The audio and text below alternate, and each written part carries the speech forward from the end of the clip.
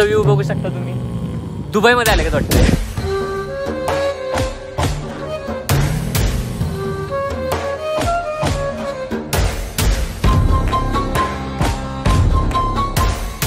बघा आता मागे कसा धबधब्याचा फील येतोय.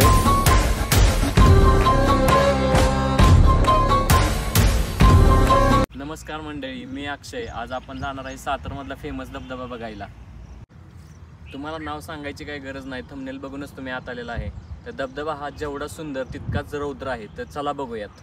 साताऱ्यापासून 35 किलोमीटर अंतरावर असणारा, अलीकडेच प्रकाश झोतात आणि पर्यटकांचे आवडीचे ठिकाण म्हणजे हा केळवली धबधबा. रस्त्याच्या दोन्ही साईडला खूप अशी दाट झाडे आहे आणि या झाडीमधून प्रवास करताना खूप जंगल फिलिंग येतं आणि या एरियामध्ये जंगली प्राण्यांचा वावर आहे, त्यामुळे काळजीपूर्वक प्रवास करावा. ह्या धबधब्यापर्यंत पोहोचण्यासाठी साताऱ्यापासून 1.5 तास लागतो.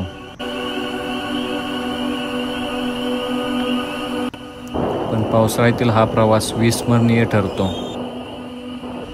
तरी जाताना रस्ता हा दगड वाटेचा असल्यामुळे काळजी घ्यावी आणि हा खूप चिखली रस्ता असल्यामुळे इथं गाडी स्लिप होऊ शकते.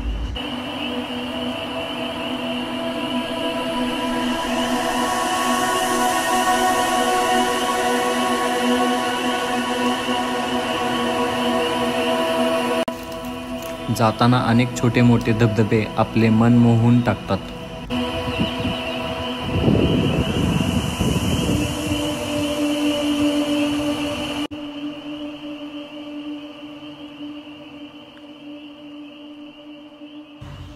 मित्रांनो, कच्च्या रस्त्याने आपण ऑफ रोडिंग करून थोडं पुढे आलेलो आहे. आता थोड्याच वेळात आपण धबधब्याकडे निघणार आहे. आणि साताराला स्वर्ग का म्हणतात याचा अनुभव घ्यायचा असेल तर व्हिडिओ नक्की शेवटपर्यंत बघा.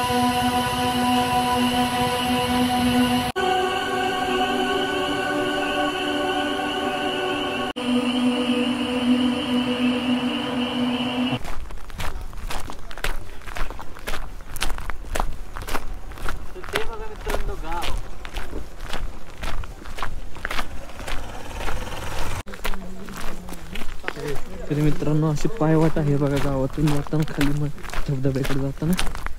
आणि हे माझे मित्र लोक बघा खूपच भेटलेत मला इथं नवीन.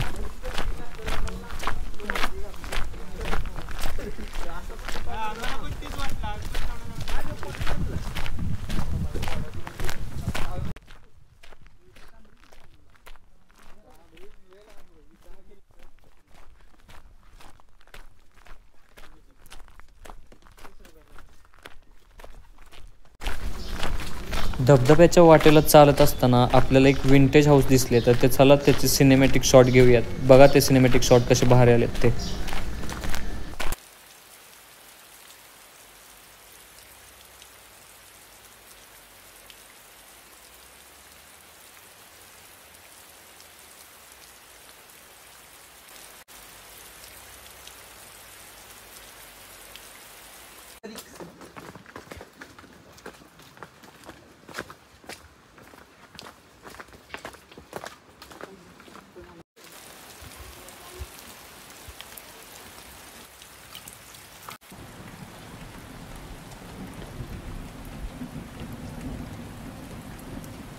बघितले असेल कशी वाट आहे येथील.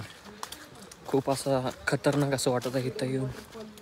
आणि पावसात खूप भिजल्यामुळे खूप गार लागत आहे. तर हे बघा वाट कशा आहेत.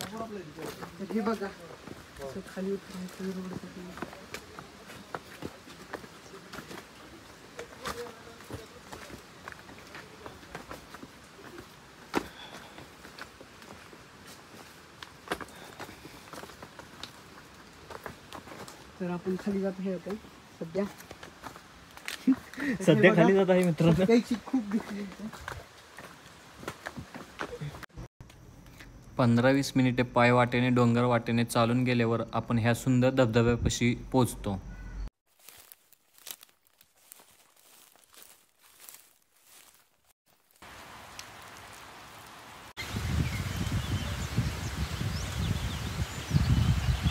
देखो ये मेरा दोस्त क्या छपरी चाले कर रहा है इधर.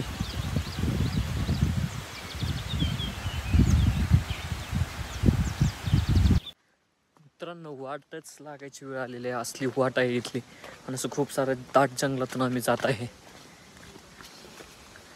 तुम्ही व्ह्यू बघू शकता इथं कसं डेंजर झालेलं आहे फुल.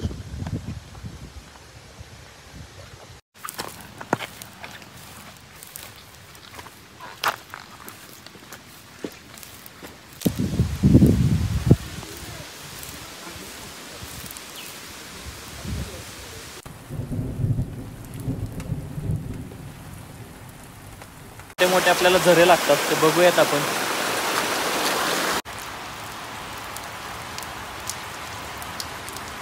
व्ह्यू बघू शकता तुम्ही. दुबई मध्ये आले का वाटतंय.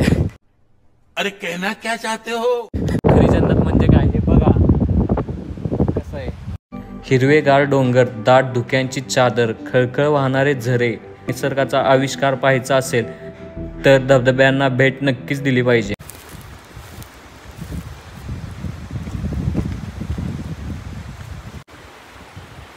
ह्या बकरीला समजलं मी फोटोग्राफर आहे, तर बकरी जवळ आली आणि बोलली माझे फोटो काढ ना. मला पण राहुलं नाही, मी लगेच तिचे 2-3 क्लिक काढले.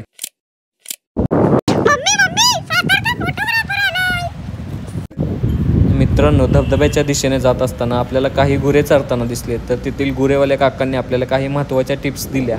त्या खूपच इम्पॉर्टंट होत्या, त्या बघूयात आता. चला सांगा बाबा तुमच्याबद्दल, धबधब्याबद्दल माहिती काय इथल्या. काय इथलं माहिती सांगायचं आम्ही लोकांना आणि रिस्क जास्त घेऊ नका सांगाल ना. रिस्क जास्त घेऊ नका, पाण्यात जास्त जाऊ नका. मला बघायची साईड ना, बघा ना पाणी साईड ना. आतमध्ये शिकत काय मजा नाही. तुम्हाला आलाय तर निसर्गाचा आनंद घ्या इथला आहे ना. बन रिस्क घेतो. थँक्यू मित्रांनो. तर बघूया आता जन्नत काय असते. मित्रांनो बघा आता मागे कसा धबधब्याचा फील येतोय आणि पाऊस पडायला लागलेला आहे थोडा थोडा. आणि माझे मित्र तर एवढे चेकाळले, त्यांना काय कळूनच कुठे जाऊ काय नाही. बघा कसे चालले स्पीडनं. असे दोस्त असले तर फिरायला खूप मजा येते.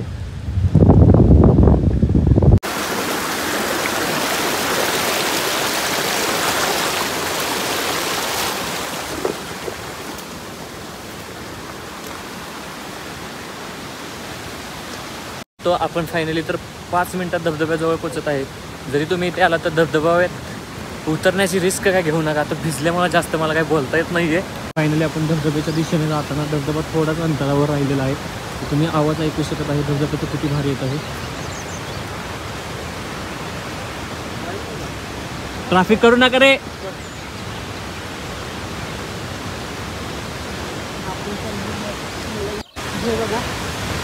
आणि मित्रांनो हा खूपच भारी धबधबा आहे. तुम्ही पण पोहोचलेला आहे धबधब्यावर, तर बघू शकता धबधबा. खूप रिस्क आहे, याच्यात आत उतरायचा काही प्रयत्न करू नका. खूप पाण्याचं प्रेशर आहे.